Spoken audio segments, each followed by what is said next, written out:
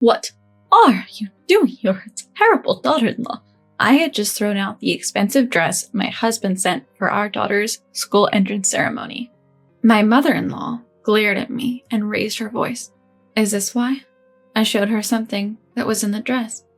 Her face turned pale in an instant. Even if it's a famous luxury brand, there's no way I'm putting my precious daughter in this. My husband probably meant it as a surprise gift, but this was a big failure. Instead, I learned a shocking truth he was hiding. I'll never forgive him. Clutching my fist, I vowed to take revenge on my husband. I'm Emily, 34 years old. For many years, I worked as a pastry chef. 8 years ago, I quit my job to marry Ethan, who's 2 years older, and a corporate worker, and became a housewife, living with his parents. Now we're a family of 5, including our soon-to-be elementary school daughter, Lily, who is 6 years old. Though we get along well with my in-laws, I realized for the first time after our marriage that my husband is a mama's boy. He wore the tie, socks, and pants chosen by his mother every day. Not just that, he always let his mom pick his clothes, ignoring my opinion. Although I had some complaints about him, he always made family time a priority during his days off, and I felt relatively happy. However, about 6 months ago, my husband started going on business trips twice a week. And even on his days off, he started going out alone, returning home late. One Sunday, despite our plans, he went out. He told his mother it was for a business meeting, but he didn't tell me anything. Where did Dad go? Lily, I'm sorry. Dad said he had to work. What? He said today was his day off. I felt sorry for Lily, who was visibly disheartened with tears in her eyes. My husband, unaware of Lily's feelings, came home past midnight humming a tune. Did you forget you were supposed to go out with Lily?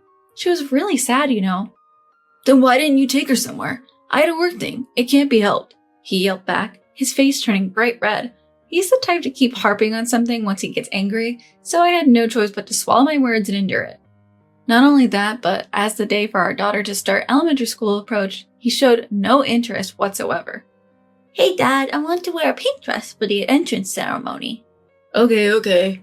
Despite our daughter speaking to him, he didn't even make eye contact and continued to laugh loudly at the TV. Dad, are you even listening to me? Huh? Yeah, you want a dress, right? I'll buy it for you, okay? Really? Yay! Thank you! Seeing our daughter happily pinky swear with her dad, I felt relieved. However, he never brought up the subject again. As the entrance ceremony day approached, I started to get worried. Then, a package for our daughter arrived at our home. The sender was my husband, so I was relieved that he remembered. However, upon closer inspection, the handwriting on the delivery label was clearly not his. It must have been written by someone at the store. Although I felt a bit uneasy, I convinced myself it was okay. Our daughter came home from kindergarten and was thrilled to open the package when I handed it to her. Yay, is it a pink dress? My mother-in-law watched Lily with a smile on her face. However, the expression on her daughter's face clouded over as she saw what was inside. What? Why? It was a navy blue dress. She just stared at it frozen. Lily, you're so lucky. This is from a famous brand. Your dad really has good taste. My mother-in-law said, looking pleased with the dress in contrast to my daughter's gloomy face.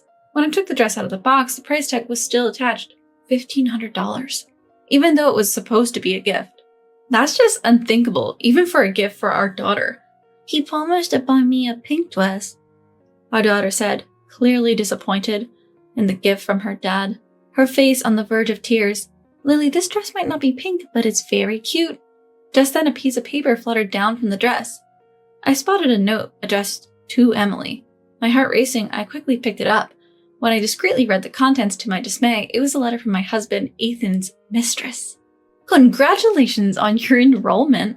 I prepared this outfit on behalf of busy Ethan. Please divorce him soon. Sincerely, Grace. The handwriting matched the one on the delivery slip, meaning Ethan probably had her arrange the gift. This sent a surge of anger coursing through me. My rage intensified when I found something else enclosed with the letter. Are you kidding me? We don't need this crap. Seeing my daughter's sad face as she put the dress back in the box, I immediately tossed the dress and the box into the trash can. That's when my mother-in-law started yelling at me.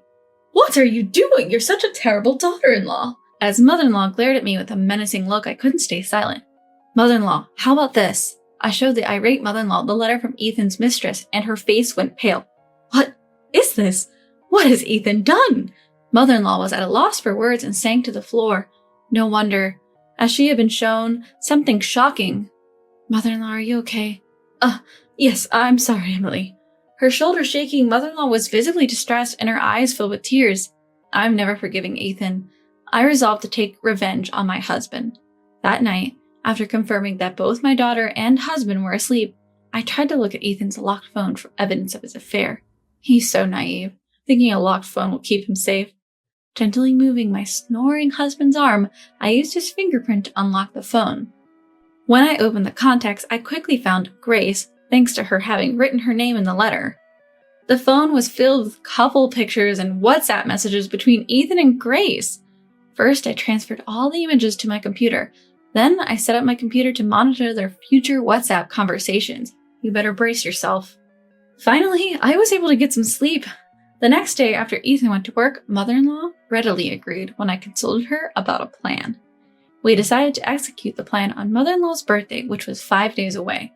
My husband had 2 days off starting the day before, so it looked like luck was on our side.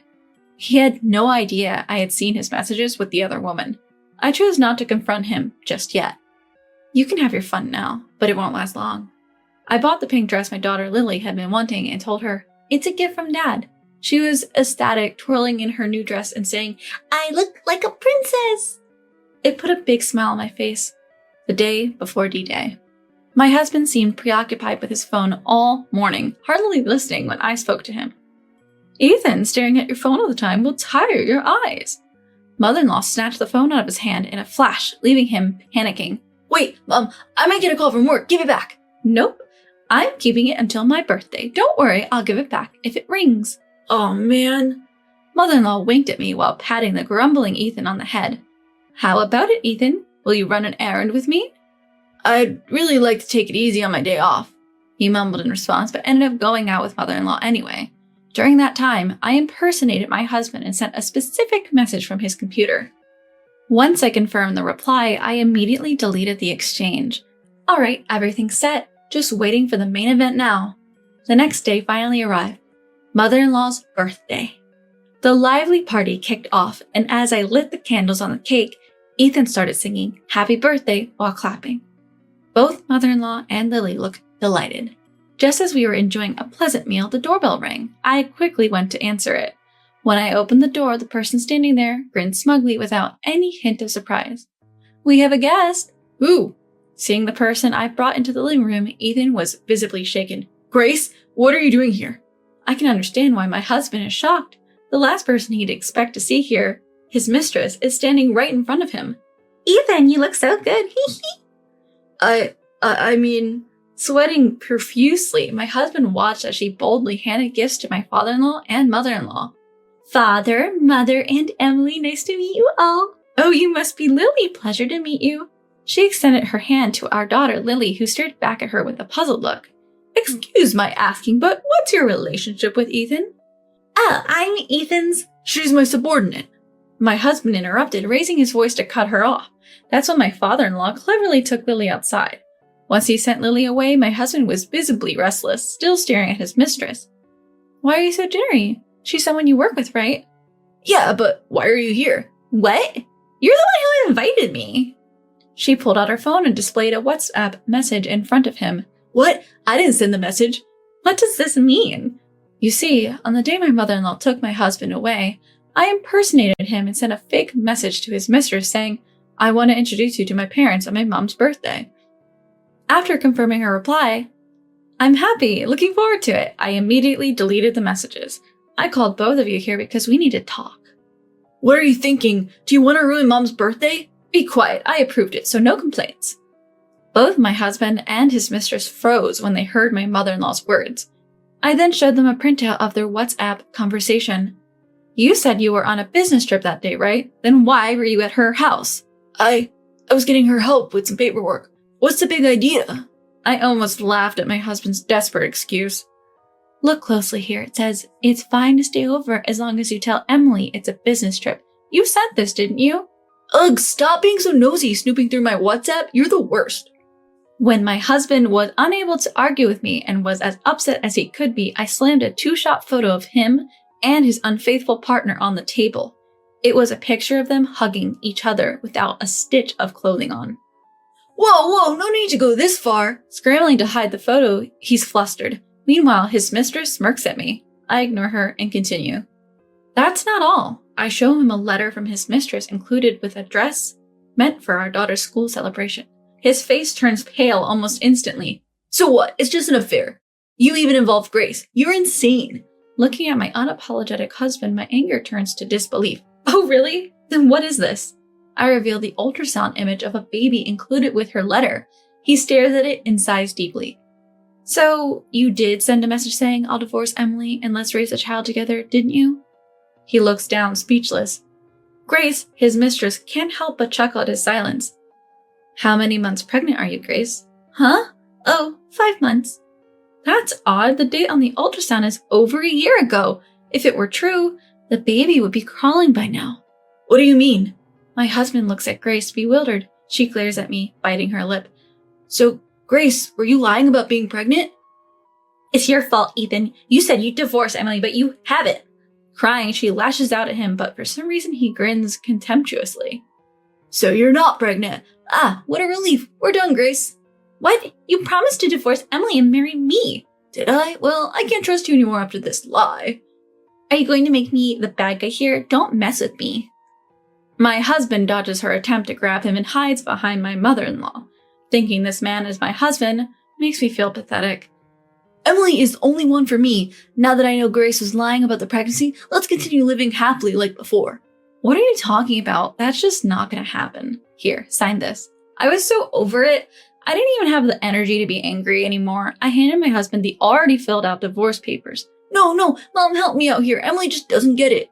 My husband, now resorting to a whiny tone, pleaded with his mom. It made me nauseous.